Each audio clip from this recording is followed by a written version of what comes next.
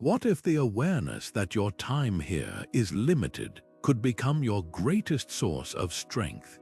It's a paradox at the heart of Stoic philosophy, one that transforms fear into fuel and fleeting moments into lasting meaning. Today, we're exploring 24 profound reflections from Stoic thinkers like Marcus Aurelius, Seneca, and Epictetus, who all grappled with the same questions we face today.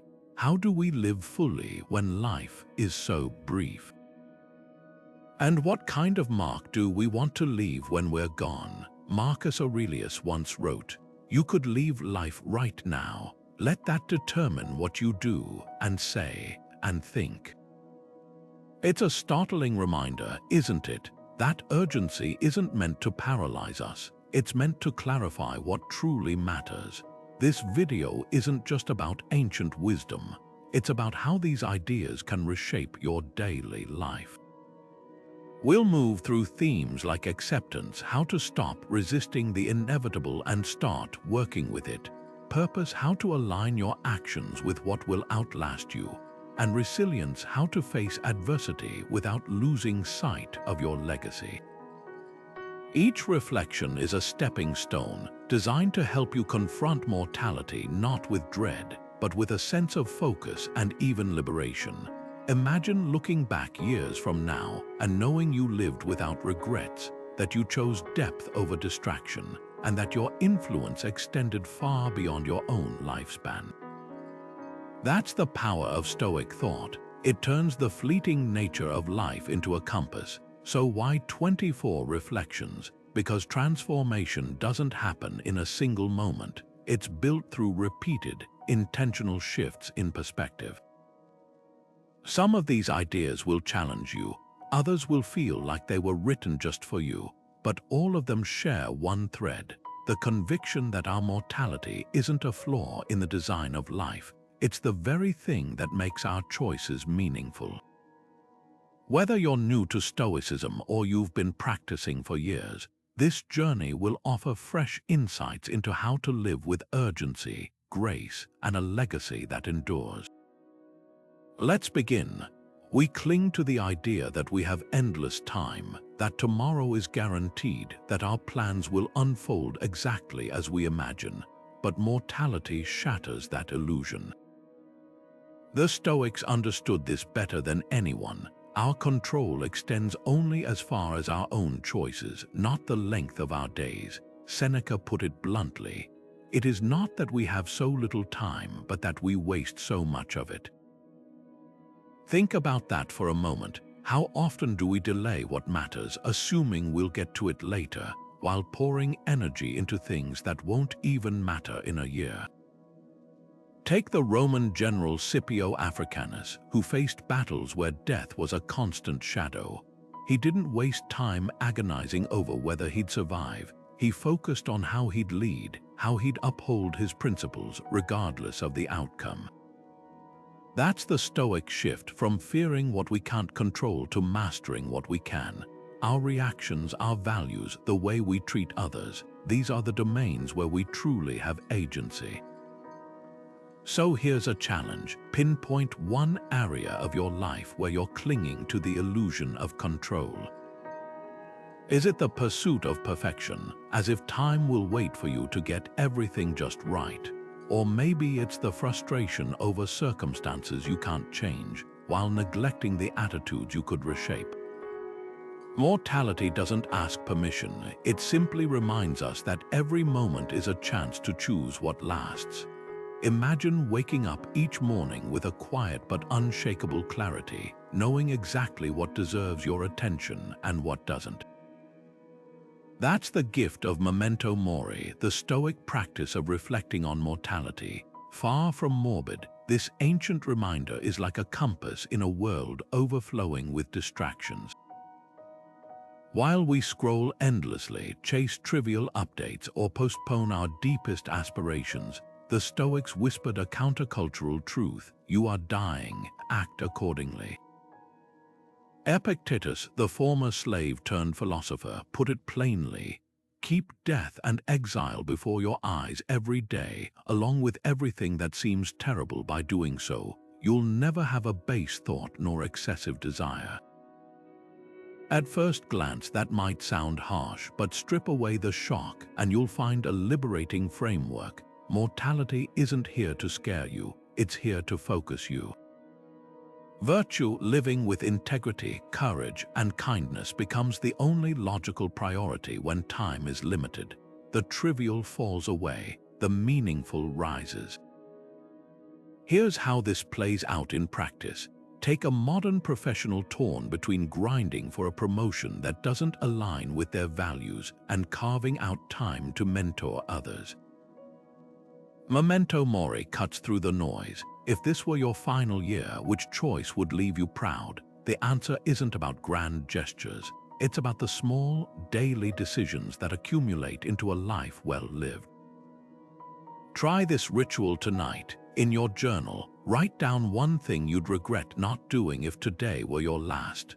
Not a bucket list item, but an ordinary moment infused with intention, apologizing to a friend you've wronged, finally starting that project you've delayed, or simply being fully present with your family.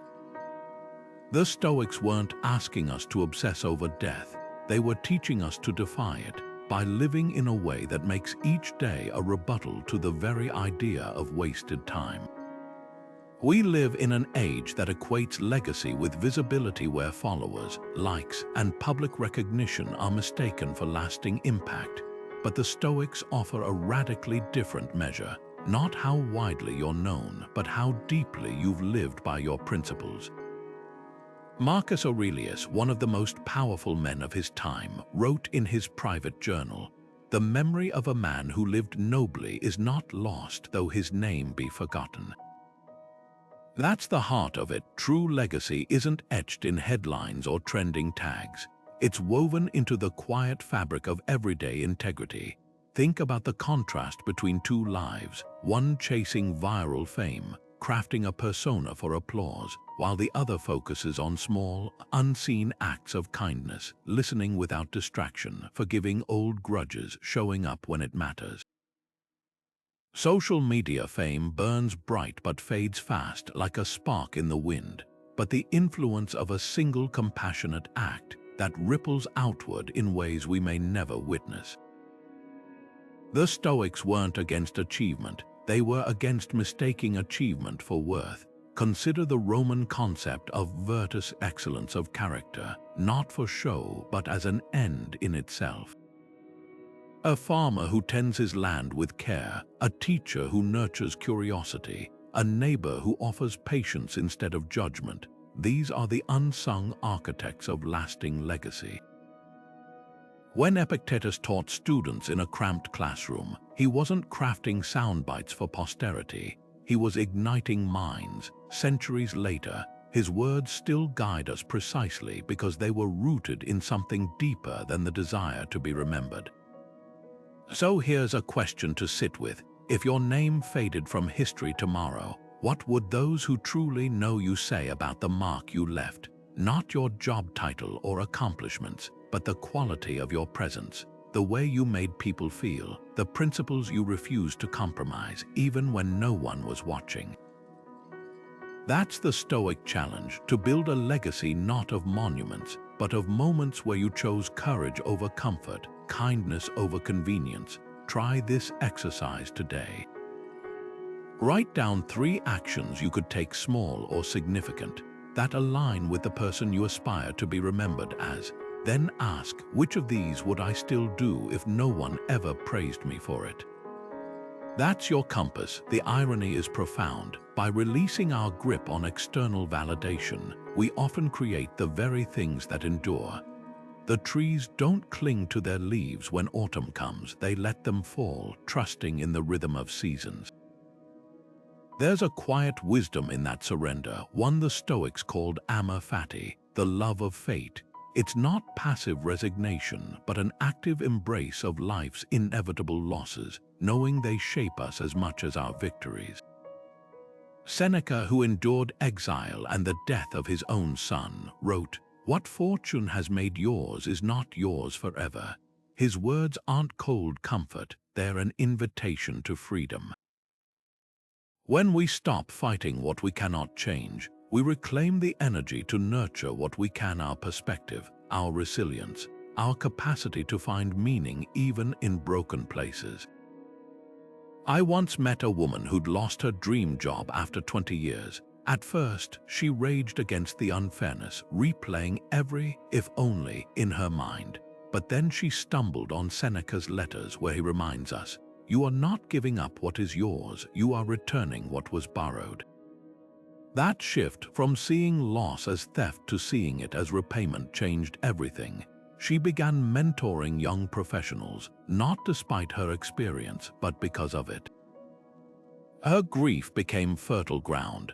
What's weighing you down? Not just physical clutter, but the attachments we mistake for identity, the grudges we rehearse, the outdated versions of ourselves we refuse to release, even the dreams we've outgrown but still drag behind us like anchors.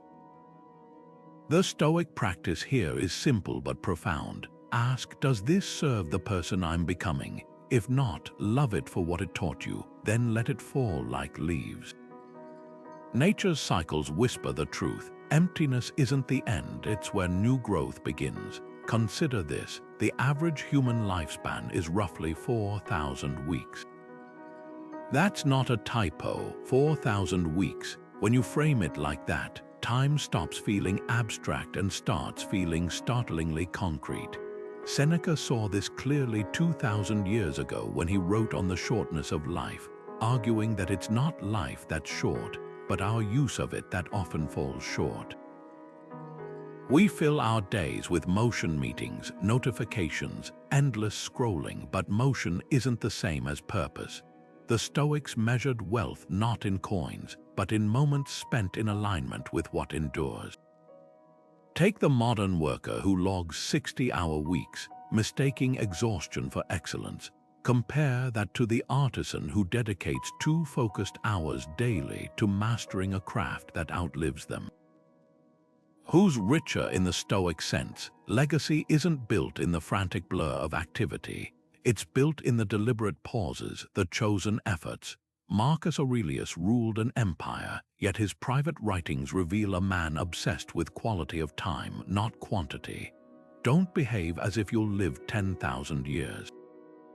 The inescapable hangs over you. Here's a simple but revealing exercise. Track your hours for 3 days like an accountant tracking debt. Not just work and sleep, but the in-between, the minutes lost to indecision, the hours sacrificed to others' priorities. Then ask, if these 3 days were a microcosm of your life, what would your legacy be? A collection of half-finished tasks or a handful of meaningful strides? The gap between busyness and purpose is where Stoicism plants its flag. Time as currency means every yes to one thing is a no to something else.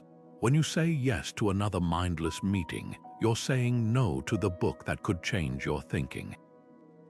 When you say yes to resentment, you're saying no to the reconciliation that could heal a relationship.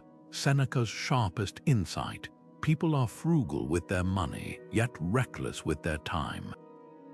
We budget pennies but hemorrhage hours, so try this reframe. Instead of asking what's urgent, ask what's irreducible. Not what the world demands of you today, but what you'll wish you'd done when time runs out. The Stoics didn't advocate for grim austerity with time. They called for joyful precision. Every sunset you truly notice, every conversation you fully inhabit, every project that stretches you beyond comfort, these are the deposits in the only bank account that matters. The irony: when you spend time like it's finite, you start living like it's infinite. Sandcastles don't last, that's the point. You build them knowing the tide will come, smoothing every tower and wall back into the beach. There's a strange freedom in that impermanence, a lesson the Stoics saw as essential to living well. Epictetus, who knew the fragility of life firsthand, warned, "If you want to improve, be content to be thought foolish and stupid." That's humility in its purest form, Not self-deprecation, but a clear-eyed recognition that none of us, our achievements, our reputations, even our bodies outlasts the tide of time. History is littered with leaders who forgot this truth. Take the Roman Emperor Nero, whose hunger for glory and denial of limits led to ruin. Contrast him with George Washington, who resisted calls to become king after the American Revolution, stepping down voluntarily because he understood power, like sand, slips through clenched fists. The difference wasn't talent or opportunity, it was humility. The Stoics called this premeditatio malorum, the premeditation of adversity, envisioning loss not to dwell in pessimism, but to loosen ego's grip. What are your sandcastles, the title you've worked years to earn, the perfect image you curate for others, the grudges you nurse as if they'll somehow punish time itself? Here's the paradox: when we stop clinging, we start building something sturdier. A teacher who embraces being a lifelong learner, a parent who admits mistakes, an artist who releases the need for praise. These are the ones who leave footprints, even as the waves roll in. Try this today. Identify one thing you're treating as permanent, a role, a possession, even a belief, and ask, if this were gone tomorrow, what would still remain of me? The answer isn't found in what we hold, but in how we hold it, lightly, gratefully, ready to rebuild when the tide does what tides do. Humility isn't about thinking less of yourself. It's about thinking of yourself less so you can focus on what outlasts you. Failure stings, but what if that sting is the exact sensation of growth? The Stoics saw adversity not as punishment, but as training. Marcus Aurelius, who ruled Rome through war, betrayal, and chronic illness, wrote in his private journal, "The impediment to action advances action." What stands in the way becomes the way. Imagine treating every setback like a sparring partner in the gymnasium of resilience. Your opponent isn't the pain itself, it's the voice that whispers, "This shouldn't be happening." Take the entrepreneur whose first venture collapses. They could spend months drowning in if-onlys, or they could adopt the Stoic lens. This isn't ruin, it's raw material. Marcus didn't wallow when his co-emperor betrayed him, when plague ravaged his cities, or when his own body faltered. He used each blow to forge a sharper sense of purpose. His legacy wasn't built in comfort, it was carved in the grit of relentless challenges. Here's the pivot: reframe your struggles as curriculum, that job rejection. A masterclass in detachment, the strained relationship, a lab for practicing forgiveness. Even physical pain, as Seneca observed while battling illness, can teach us to distinguish between what we suffer and what we think we suffer. The difference is everything. One is inevitable, the other is optional. So pause and ask yourself, what recent hardship forced you to grow in ways comfort never could? Maybe it was the project that failed despite your sweat, revealing where your preparation fell short, or the loss that hollowed you out, only to make space for deeper connections. Pain strips away illusions, leaving behind the unshakable truths that form the bedrock of legacy. The Stoics didn't glorify suffering, they mined it. Like blacksmiths tempering steel, they knew friction wasn't the enemy, it was the method. Tonight, try this exercise. Revisit a past struggle and write down 3 skills it forced you to develop: patience, creativity, or perhaps the courage to reset. Then project forward. How might this same pain serve someone else if you shared the lesson? That's the alchemy of Stoicism, turning leaden moments into golden wisdom, not just for yourself, but for those who'll walk the path after you. How can preparing for the end sharpen how you live today? It sounds like a riddle, but to the Stoics, it was the cornerstone of a life well lived. They practiced premeditatio malorum, not to dwell on darkness, but to disarm it. Seneca would end each day by asking himself, what bad thing did I fear today? Did it happen? And if it did, was it as unbearable as I imagined? This nightly reckoning wasn't morbid, it was medicinal. By rehearsing life's harshest possibilities, loss, failure, even death, he stripped them of their power to paralyze. Modern culture does the opposite. We drown death in euphemisms, hide aging behind filters, and treat uncertainty like a glitch to be fixed. But avoidance comes at a cost. When we refuse to look at life's fragility, we inadvertently shrink our capacity to fully inhabit it.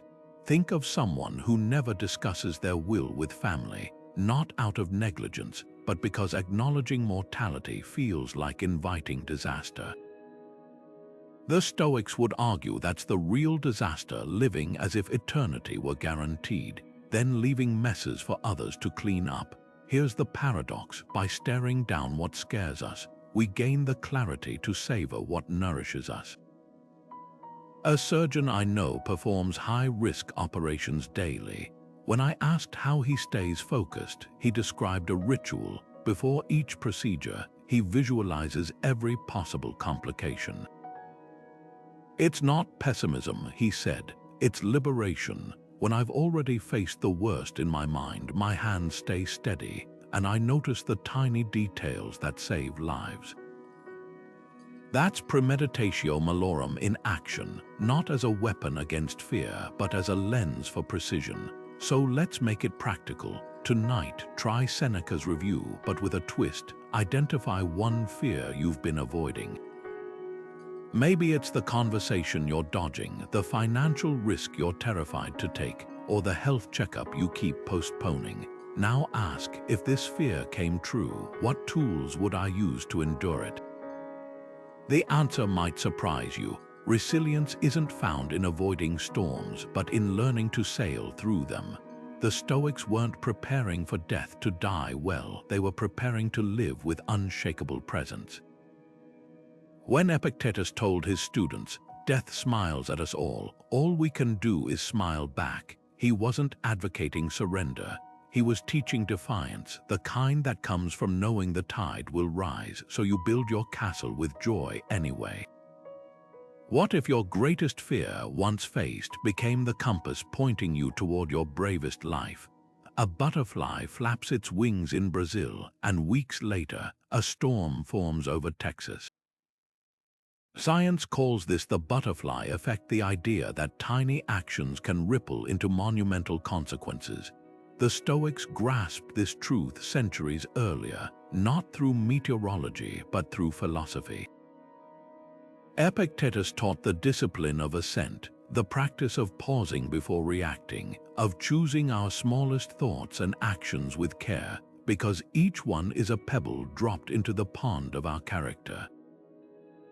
What if your most ordinary moments, the ones no one applauds, are actually the ones shaping your legacy? History brims with unnoticed kindnesses that altered destinies. Take the Roman senator Thrasea, who risked his life to defend a forgotten prisoner during Nero's reign. The act seemed futile. The prisoner was executed, and Thrasea himself was later forced to take his own life. But his daughter, Aurea, preserved his journals, which inspired Pliny the Younger, whose writings centuries later ignited the Renaissance's humanism. A single act of courage, invisible in its time, became a thread woven through history. Here's the Stoic twist: legacy isn't built in the grand gestures we plot for the future, but in the micro choices we make today. Holding your tongue in an argument, resisting the petty lie that would make you look better, staying present with a child when your phone buzzes. These are the discipline of assent in action. Epictetus warned, first decide who you want to be, then do what you must do. The who isn't crafted in dramatic speeches, it's chiseled in the quiet moments when no one's watching. Try this today. Perform one act of kindness you'll never post about.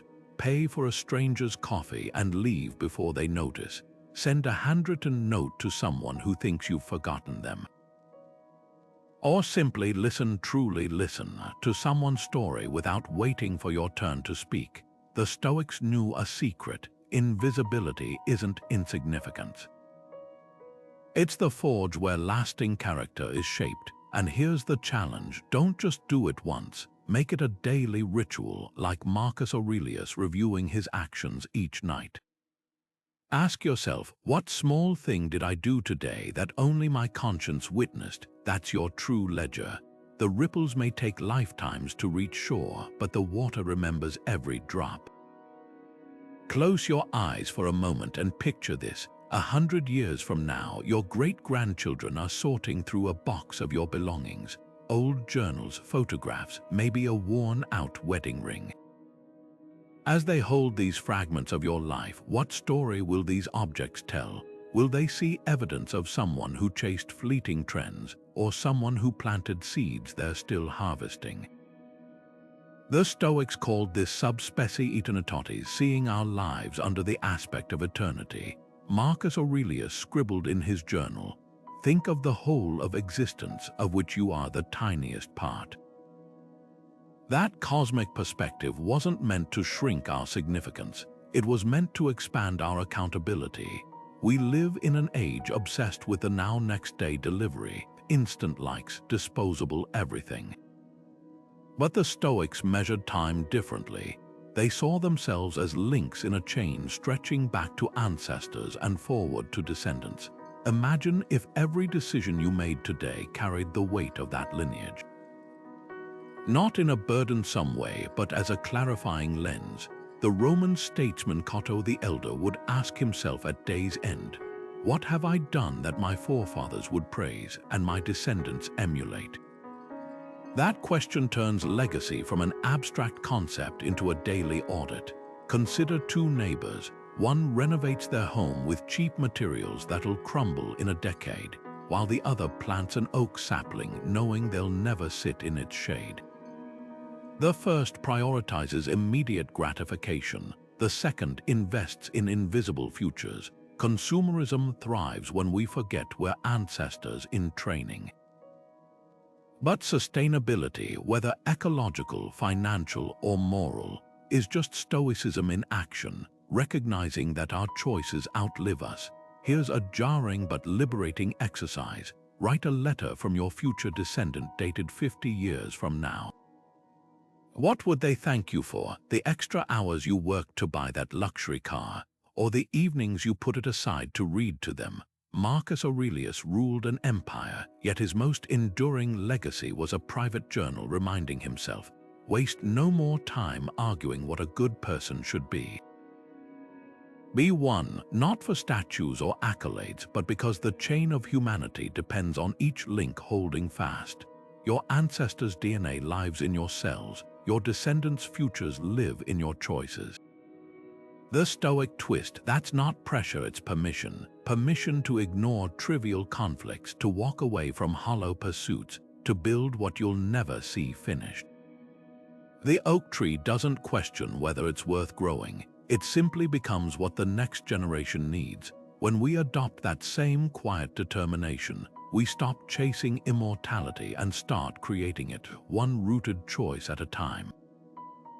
Picture a basketball player at the free throw line, the crowd roaring, the score tied, 1 second left. He focuses not on the trophy or the cheers, but on the familiar rhythm of his breath, the bend of his knees, the flick of his wrist. That's the Stoic ideal in motion, giving everything to the process, then releasing attachment to the outcome. Epictetus, the philosopher who compared life to an archer's challenge, put it this way: the archer's job is to aim carefully and shoot smoothly. Whether the arrow hits the target, that's not up to him.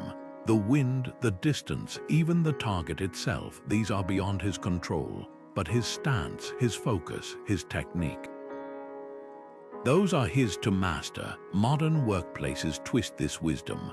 We're taught to obsess over metrics, quarterly profits, follower counts, promotion timelines, as if they're direct reflections of our worth.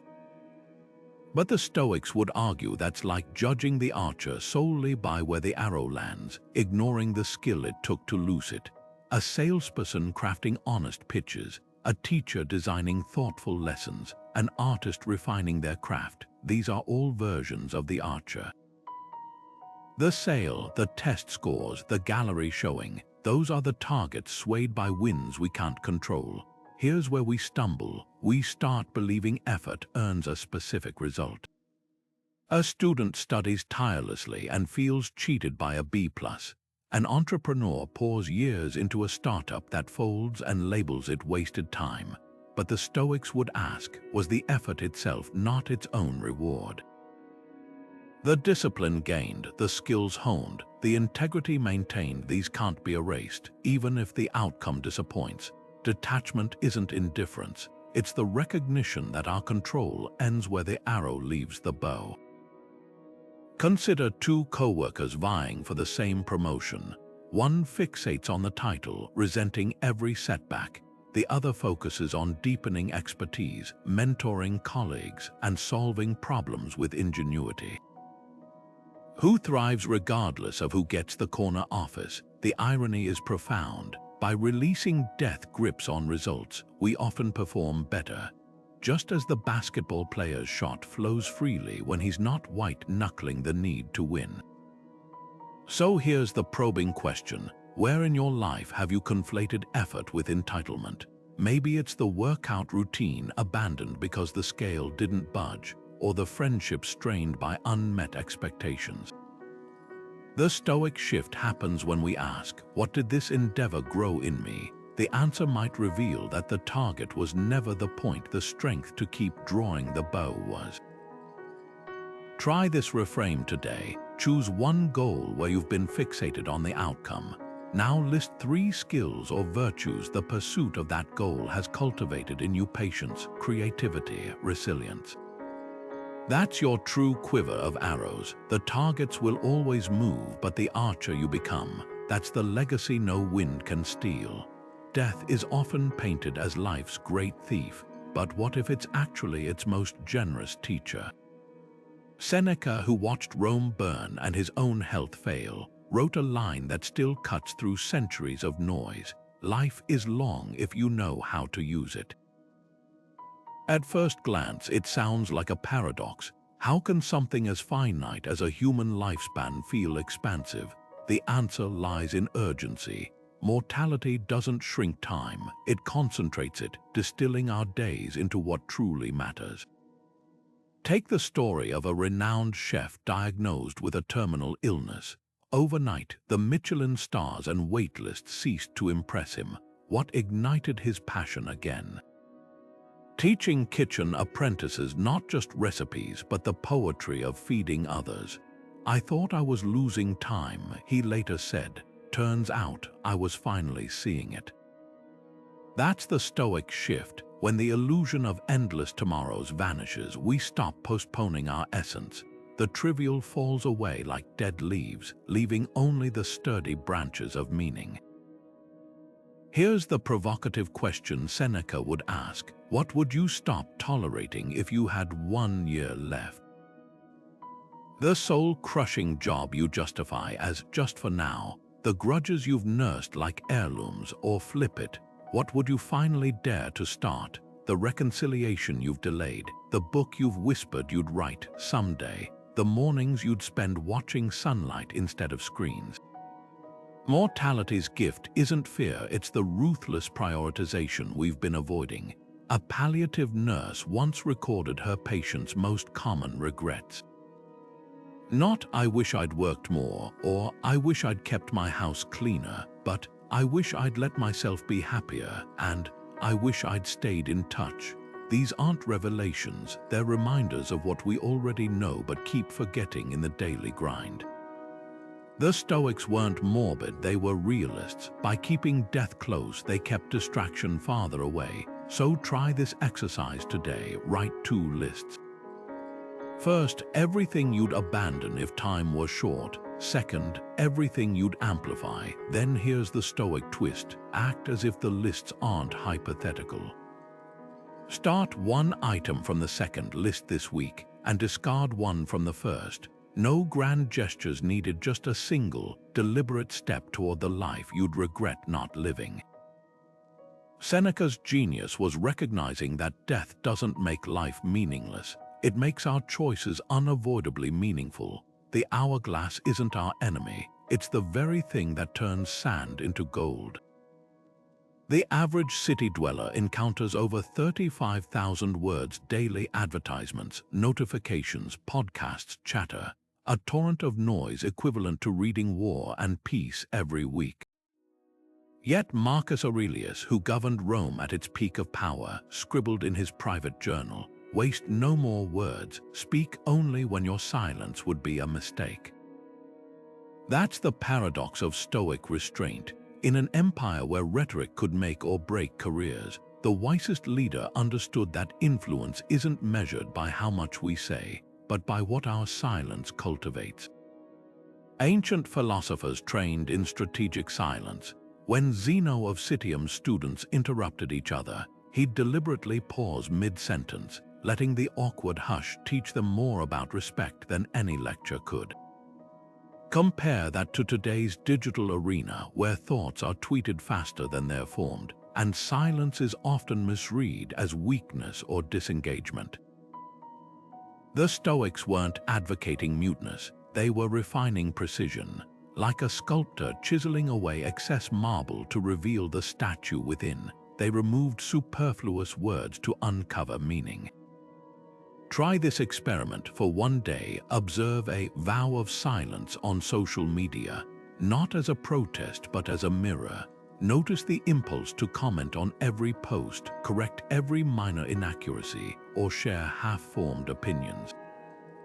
Each time you resist, ask, does this add to the world or just to the noise? The Roman statesman Cato the Younger would sometimes spend entire Senate debates without speaking. When colleagues demanded his opinion, he'd reply, "I'd rather regret not saying enough than regret saying too much." His restraint became his signature, a silent rebuke to the performative politics around him.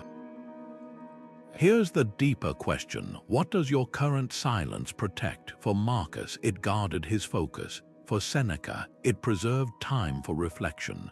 For modern professionals, it might mean resisting the urge to dominate meetings, creating space for quieter voices. Or choosing not to engage in gossip, letting your absence from the conversation speak volumes. The Japanese concept of ma, the art of negative space, applies equally to speech.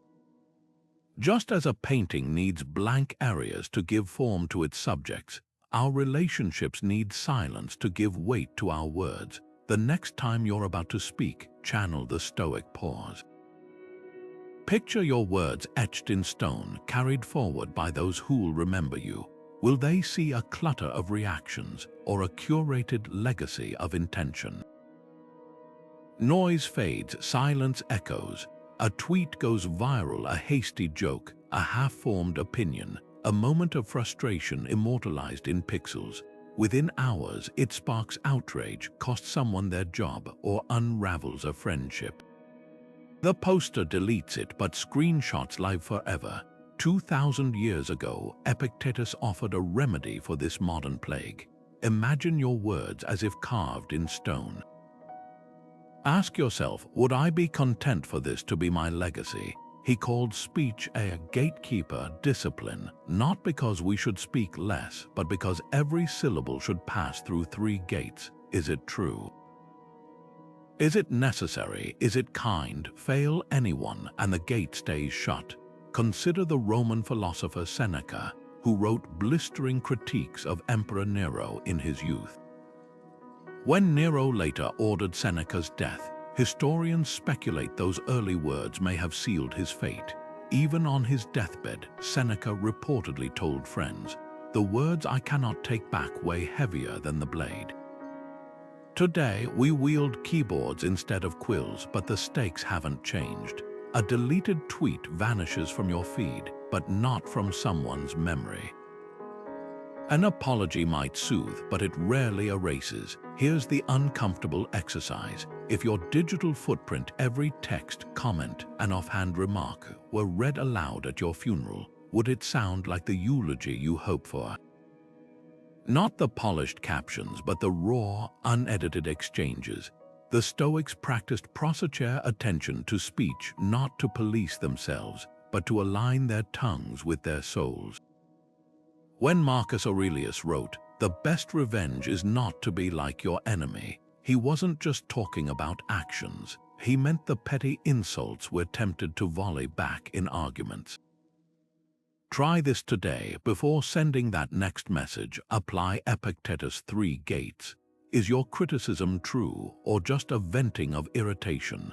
Is your advice necessary or unsolicited noise? Is your joke kind or a dagger wrapped in laughter? The test isn't perfection, it's intention. A chef doesn't regret every imperfect dish, only the ones made with careless hands.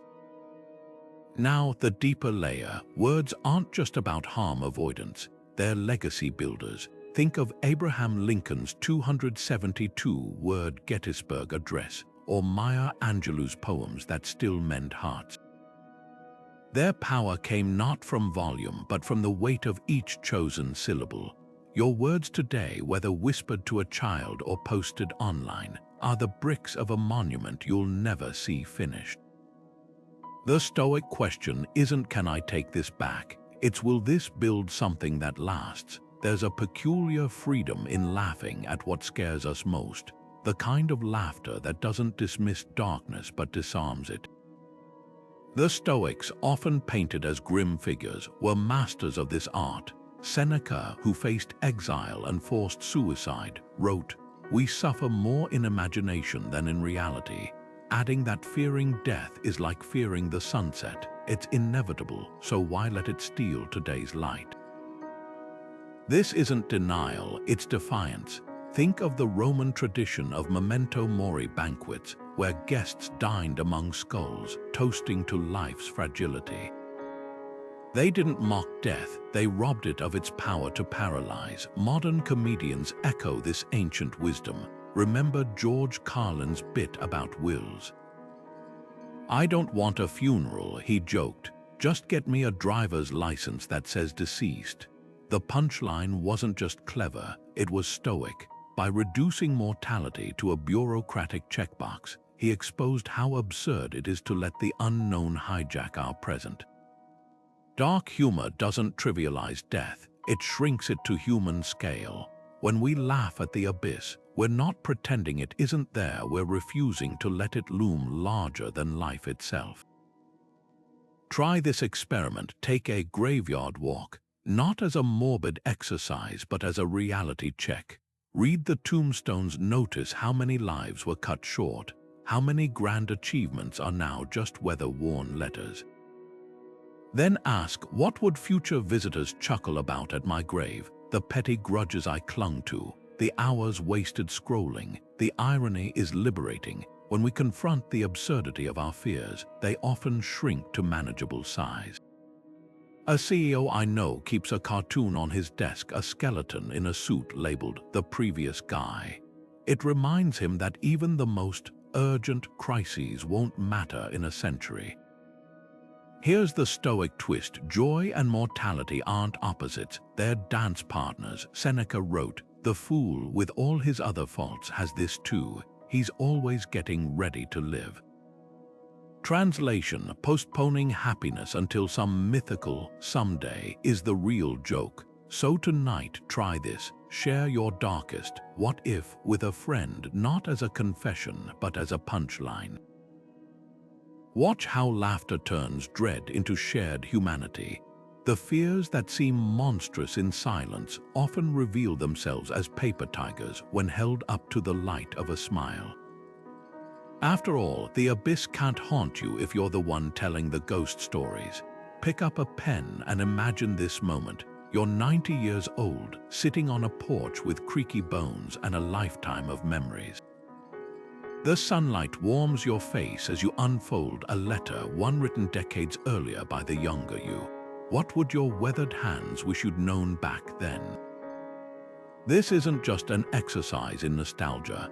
It's the Stoic view from above in action, a mental shift that lifts us out of daily distractions to see our lives as part of something larger.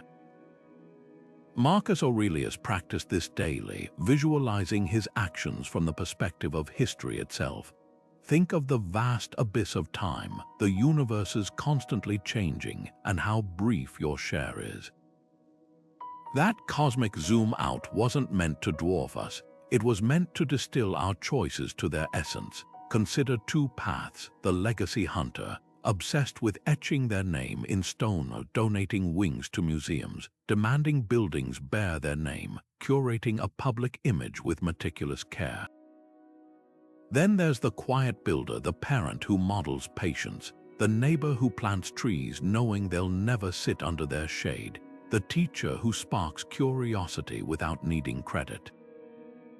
History remembers the first group selectively, but it's the second who shaped the oxygen we breathe.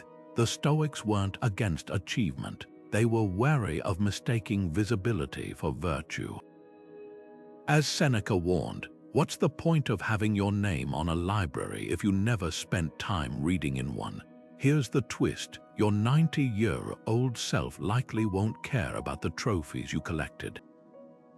They'll whisper about the risks you didn't take, the love you hesitated to express, the moments you mistook busyness for purpose. A hospice nurse once told me her patients' sharpest regrets were never about missed promotions, they were about withheld forgiveness, unexplored passions, and the courage they wish they'd claimed sooner. So grab paper and try this tonight. Address your current self from that future rocking chair. What would your wisest version plead with you to start or stop today? Maybe it's quit waiting for perfect conditions, begin that project now, or stop clinging to grudges, they're weights you'll regret carrying. The magic of this exercise: it bypasses guilt and speaks directly to longing. That future you isn't judging, they're reaching back through time with the clarity only hindsight provides. The Stoics didn't invent this practice to make us soma, they designed it to make us free. When we live as ancestors in training, we stop outsourcing our worth to external validation. The quiet builder's legacy isn't measured in plaques but in the unspoken ways they made the world softer, wiser, more alive. Your 90-year-old self already knows this truth. The question is, will you listen to them now while there's still time to act? Legend says when Hernan Cortés landed in Mexico to conquer the Aztec Empire, he gave his men a brutal order: burn the ships. No retreat, no turning back, only two choices remained: victory or death. Historians debate whether it actually happened, but the lesson endures. True commitment requires eliminating escape routes. The Stoics knew this truth centuries earlier. Epictetus, born a slave and crippled by his master's cruelty, put it bluntly: circumstances don't make the man, they reveal him. He wasn't praising suffering, he was spotlighting the power of choosing to stay in the arena when every instinct screams to flee. Modern life is cluttered with invisible ships we refuse to burn, the just-in-case excuses that dilute our resolve. The toxic job we tolerate because the market's tough, the half-hearted relationships we sustain out of obligation, the bad habits we nurse with "I'll quit tomorrow." Stoicism asks, what are you preserving these exits for? Not because suffering builds character, but because comfort in compromise erodes it. When Nero forced Seneca to take his own life, the philosopher didn't beg for reprieve. He used his final hours teaching students, proving that even in death, our choices define us more than our circumstances. Here's the gut check. Identify one boat you've kept anchored, just in case. Maybe it's the emergency fund you dip into to avoid career risks, or the ex you still text when lonely. Burning it doesn't mean recklessness, it means trusting your ability to build rather than retreat. A recovering addict I know smashed his dealer's number into his phone with a hammer. Dramatic, maybe, but as Epictetus observed, no man is free who is not master of himself.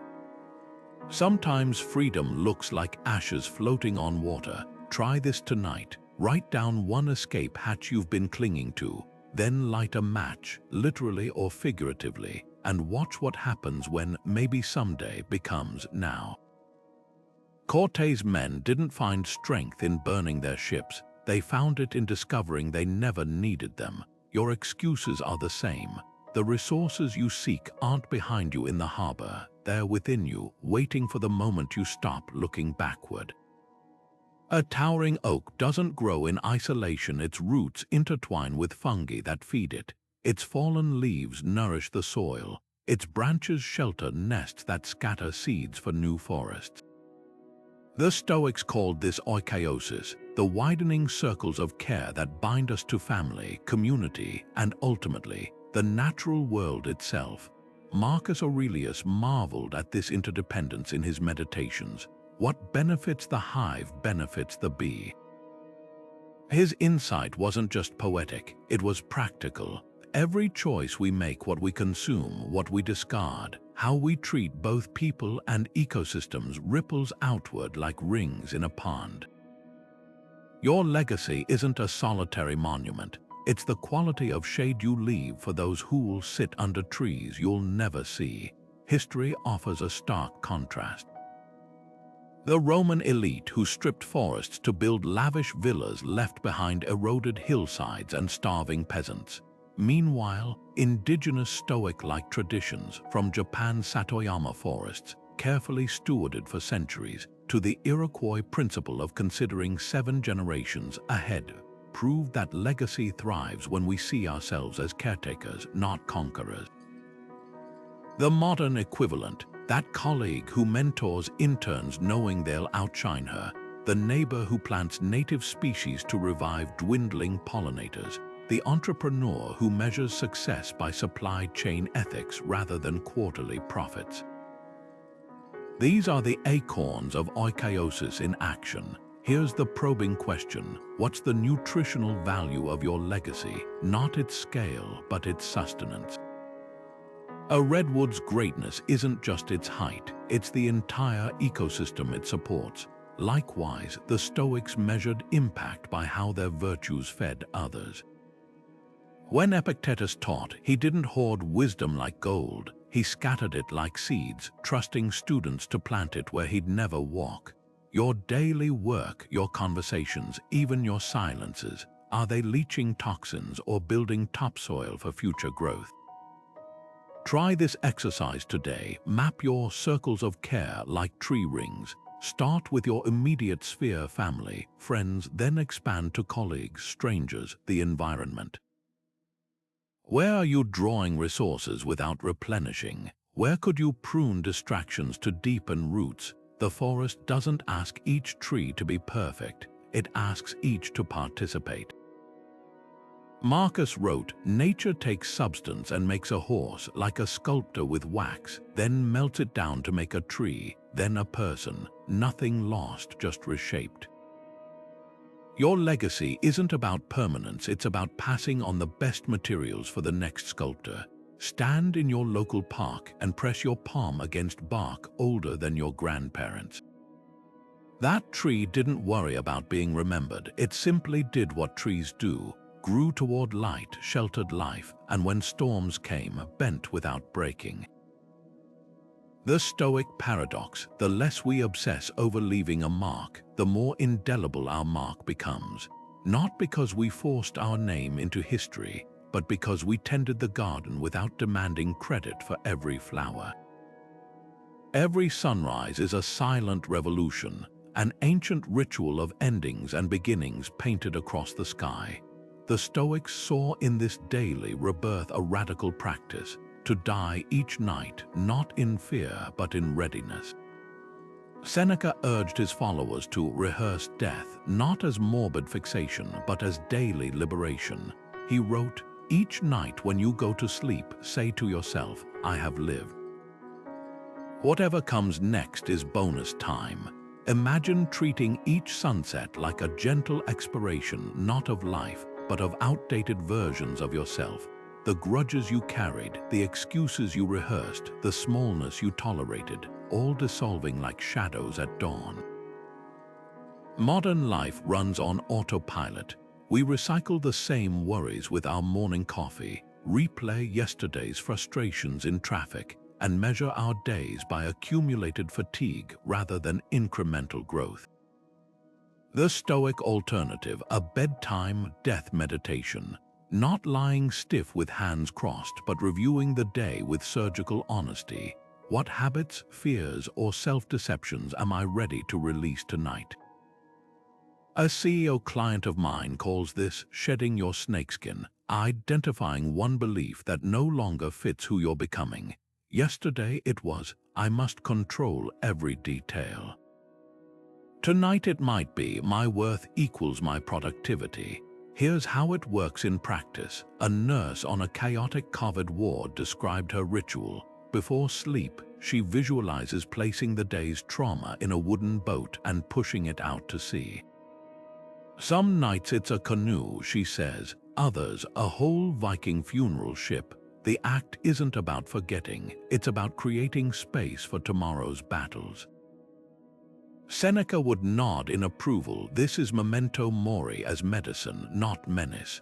Try tonight's version. Light a candle and ask, what died in me today to make room for growth?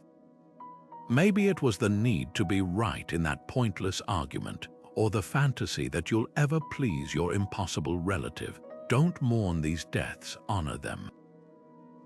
Like trees dropping leaves to conserve winter energy, we too must release what no longer nourishes our highest growth. The Stoics didn't fear these daily endings, they trusted them. For in every surrendered limitation lies the seed of tomorrow's strength. The irony, most people fear death because they've never practiced living. But when you learn to die daily, to let go of what ceased serving you, you stop clinging to life and start inhabiting it. Dawn always comes. The question is, will you rise lighter or drag yesterday's corpse into the new light? The bucket list mentality tells us legacy is built through grand gestures, climbing Everest, dining in Paris, skydiving before we're too frail. But the Stoics whisper a radical counterpoint. What if the richest lives aren't measured in peaks scaled, but in depths plumbed? Epictetus, who lived with just a wooden bowl and a cloak, redefined wealth as not having more but needing less. His freedom came not from collecting experiences, but from savoring the ordinary with extraordinary presence. While modern culture screams more, the anti-bucket list asks, what's already here that you've stopped seeing? Consider two travelers. One checks off countries like grocery items, snapping selfies at landmarks before rushing to the next. The other spends a week in a single village learning 5 phrases of the language, noticing how sunlight shifts across the same cobblestones, tasting bread baked the same way for centuries.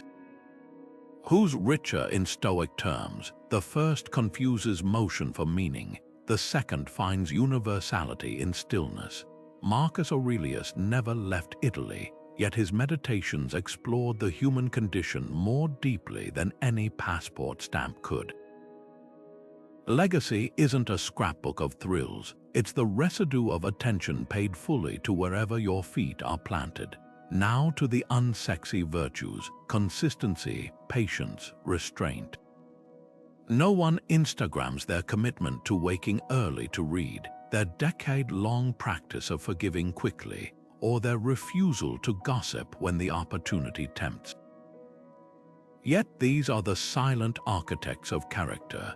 The Roman farmer Cincinnatus was plowing his field when messengers arrived, begging him to lead Rome as dictator. He saved the Republic. Then here's the Stoic miracle returned to his plow. No monuments demanded, no titles clung to. His legacy wasn't in the crisis he solved, but in the humility he never lost. So here's the prompt. What ordinary act done with full presence becomes extraordinary? For a teacher, it's the 5 minutes after class when a struggling student finally asks for help. For a parent, it's the bedtime story read with the phone in another room. Even the barrister who remembers your name and your usual order. These are the anti-bucket list items that weave the fabric of a life well lived. The poet Mary Oliver captured it perfectly. Attention is the beginning of devotion. Try this today. Choose one routine moment: folding laundry, commuting, eating lunch, and perform it as if it were a sacred ritual. Not because the act itself matters, but because how you do anything is how you do everything. The Stoic joy comes when we realize enough isn't a limit, it's the threshold where ordinary life begins to glow. Graveyards are the quietest classrooms you'll ever walk through. No lectures, no exams, just row after row of silent teachers offering lessons in stone. Marcus Aurelius often reflected on tombs as mirrors, writing, "Look closely at the inscriptions. However grand they seem, they all end the same way. Here lies." That ellipsis is the Stoic invitation to fill in the blank with how we're living now. Historian Alison C. Meyer spent years studying epitaphs and noticed a pattern. The most moving weren't lists of achievements, but fragments of humanity. A 19th century stone in Boston reads, "She made broken people feel whole." A child's grave in Ireland bears, "He collected feathers and shared them like treasure." These aren't resumes, they're echoes of how hearts were touched, not how high someone climbed. Walk through any cemetery and you'll find the same truth carved 1,000 ways. The tycoon's towering obelisk stands forgotten, while a humble marker reading, "He listened when no one else would," draws fresh flowers decades later. Epictetus would nod knowingly. Legacy isn't about what we take, but what we leave in others. A professor I know assigns students to visit graves and journal what moves them. One wrote, "I expected sadness, instead I found urgency." That's the Stoic shift. Tombstones aren't morbid, they're mile markers showing how short the road really is. So here's the challenge. Stand before an unmarked grave and ask, "If this were mine, what 3 words would capture my essence?" Not your job title or net worth, but the fingerprint of your presence. She unclenched fists. He chose wonder. They built bridges. Then here's the harder part: live today, as if chiseling those words in real time. The historian Meyer noted that Victorian-era stones often included symbols: broken pillars for lives cut short, clasped hands for enduring love. Your daily actions are carving invisible symbols too. What will they spell out when you're no longer here to explain them? A hospice nurse once told me patients never regret not working more, but they often grieve the moments they withheld kindness because pride got in the way. That's the lesson graveyards teach without speaking. Time doesn't just pass, it accrues. Every grudge released, every risk taken, every quiet act of courage deposits something into the collective memory of those you'll leave behind. The stones don't lie. The richest epitaphs aren't written in ink, they're etched in the spaces we create for others to grow. So next time you pass a cemetery, don't look away. Walk in, sit with the teachers, and ask yourself, when my stone weathers, what will the wind still whisper about how I lived? In 2008, a young entrepreneur watched as his tech startup, a promising app designed to simplify grocery shopping, burned through its last dollar and folded. Investors walked away, employees scattered. The founder sat in his empty office, staring at a screen filled with unpaid invoices, convinced his career was over. A decade later, that same man stood on stage accepting an award for his second company, a sustainability platform now used by millions. When asked what changed, he cited an ancient Stoic principle: fire tests gold, Seneca's reminder that adversity doesn't destroy us, it reveals what we're made of. That failed app wasn't the end of his story, it was the kindling for something far brighter. The Stoics didn't just tolerate failure, they leveraged it. When Seneca lost his fortune and was exiled to Corsica, he didn't wallow in victimhood. He wrote consolation to Helvia, a letter to his mother reframing banishment as an opportunity to deepen his philosophy. A gem cannot be polished without friction, he observed, nor a man perfected without trials. Contrast this with modern culture's obsession with fail-fast mantras that treat setbacks as speed bumps rather than forges. The Stoic approach is subtler. Failure isn't a checkpoint, it's the curriculum itself. Here's the pivot most miss. Ownership transforms stumbling blocks into stepping stones.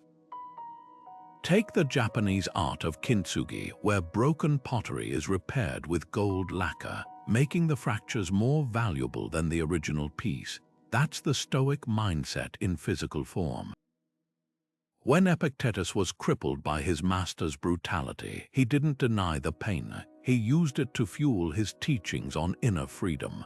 Difficulties show men what they are, he said. In other words, your lowest moment isn't proof of your limits.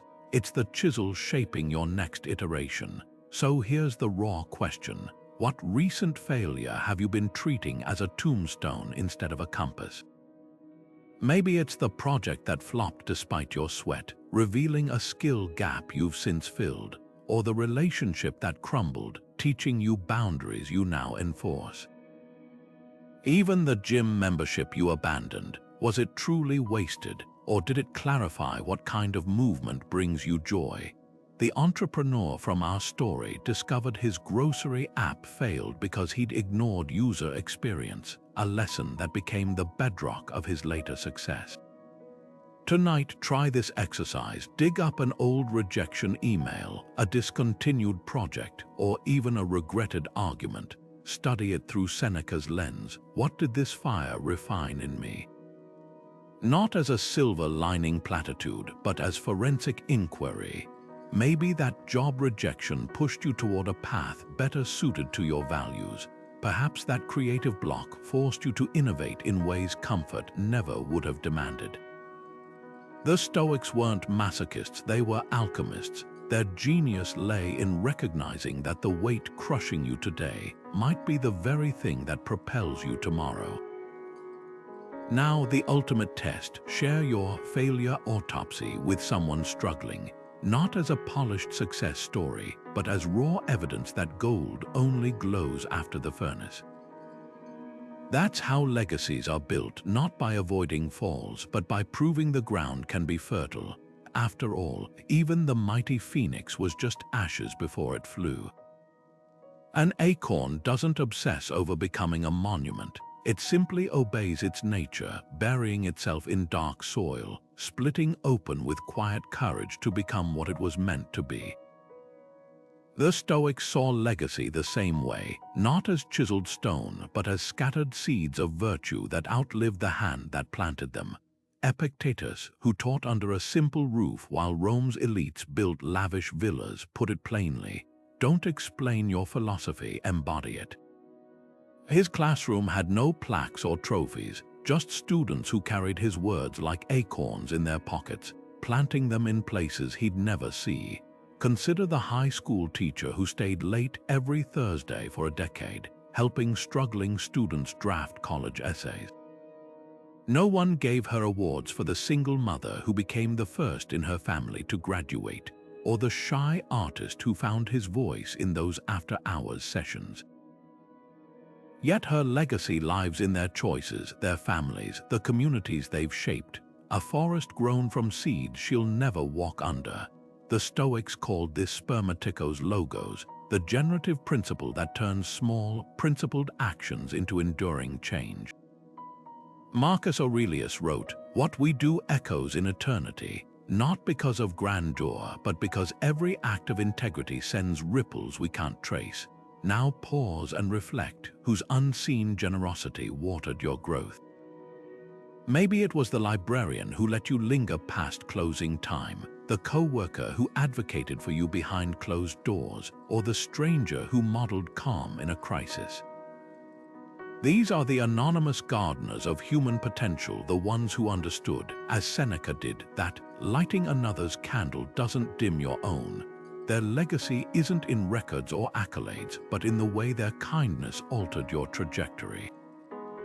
Here's the challenge: plant one seed today without signing your name. Tutor a student pro bono and decline the testimonial. Leave a book you love on a park bench with a note: for whoever needs this. Or simply listen deeply, patiently, to someone the world usually ignores. The oak's genius lies in its indifference to credit. It's too busy becoming shelter. Epictetus warned, if you want to improve, be content to be thought foolish and stupid. Translation: true legacy thrives when we stop curating our reputations and start tending the soil beneath us. Tonight, try this ritual. Light a candle and name 3 people who shaped you in ways they'll never know. Then ask, how can I pay that forward invisibly? The answer won't make headlines, but somewhere, years from now, a sapling you'll never meet will rise toward the sun, tracing its roots back to this moment. Funerals are full of eloquent speeches, polished tributes to careers built, awards won, milestones achieved. But linger after the crowd disperses, and you'll hear the quieter truths. He was the first to help when no one was looking. She never made me feel small. You could trust him with your darkest secret. These unscripted whispers reveal the gap between how we measure lives publicly and how they're actually remembered. The Stoics called these eulogy virtues, the qualities etched not on tombstones but in the hearts of those we leave behind. Honesty that didn't bend for convenience. Kindness that asked nothing in return. Courage that showed up even when the spotlight didn't. Marcus Aurelius, the emperor who could have boasted of conquests, wrote privately, "Waste no more time arguing what a good man should be. Be one, not for the history books, but for the quiet moments when character is all that remains." Modern culture obsesses over resume virtues, the quantifiable achievements we list to impress strangers. But death strips those titles bare. No one weeps over a LinkedIn profile. The Stoic challenge isn't to reject success, but to ask what survives when the accolades fade. Consider 2 colleagues. One climbs the corporate ladder by stepping on others, collecting promotions like trophies. The other prioritizes mentoring juniors, speaking truth even when it costs them favor. The first might retire with a fuller bank account, but the second leaves something no market crash can erase: a legacy of lifted others. Here's the experiment: write your living eulogy. Not the sanitized version for public consumption, but the raw, unfiltered truth you hope would spill out when friends gather in their most unguarded moments. She made broken people feel whole. He listened when the world looked away.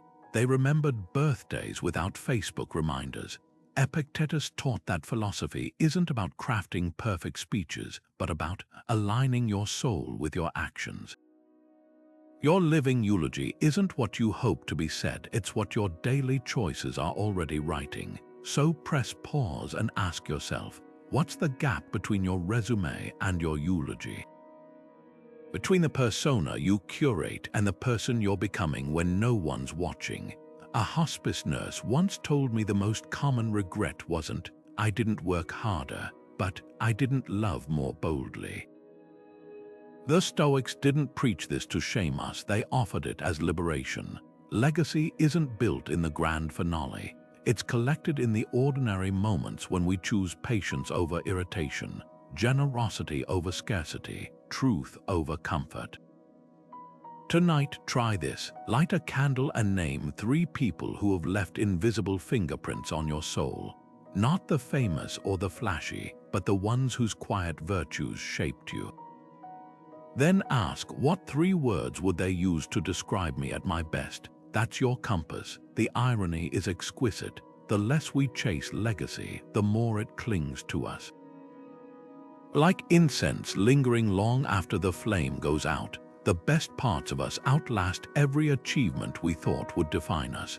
The final Stoic reflection isn't about endings, it's about noticing what's already eternal in how you live today. We've walked through 24 reflections, but the heart of Stoicism beats in just 3 rhythms: acceptance, daily practice, and quiet impact. Acceptance isn't resignation. It's the art of distinguishing between the waves we can ride and the ones we must let pass. Daily practice isn't about grand transformations. It's the steady drip of water that eventually carves stone, and quiet impact. That's the realization that the most enduring legacies are often the ones that never trend. Mortality isn't a shadow lurking at the edges of life. It's the lens that brings everything into focus. When Seneca wrote, "Life's like a play," it's not the length, but the excellence of the acting that matters. He wasn't trivializing our struggles. He was handing us a script and whispering, "You get to choose your character, make it one worth remembering." So let's leave theory behind. Right now, pick one reflection that resonated, not the easiest, but the one that pricked your conscience. Maybe it's burning a just-in-case escape hatch, or planting a seed of kindness without signing your name. Perhaps it's finally having that conversation you've postponed, or ending tonight with Seneca's question, "What bad thing did I fear today?" Did it happen? Whatever you choose, let it be small enough to start today, yet deep enough to matter in the echoes of your legacy. This isn't about perfection. The Stoics fell short constantly. Marcus wrestled with anger, Seneca with wealth, Epictetus with pain. Their wisdom wasn't in flawlessness, but in returning to the practice again and again. So share your choice below, not as a promise, but as a pledge to the community we're building here. Tell us which reflection you're taking into your week and how it's shifting your gaze from the clock to the compass. Because the play's already running, the curtain's up, and this right now is your cue to step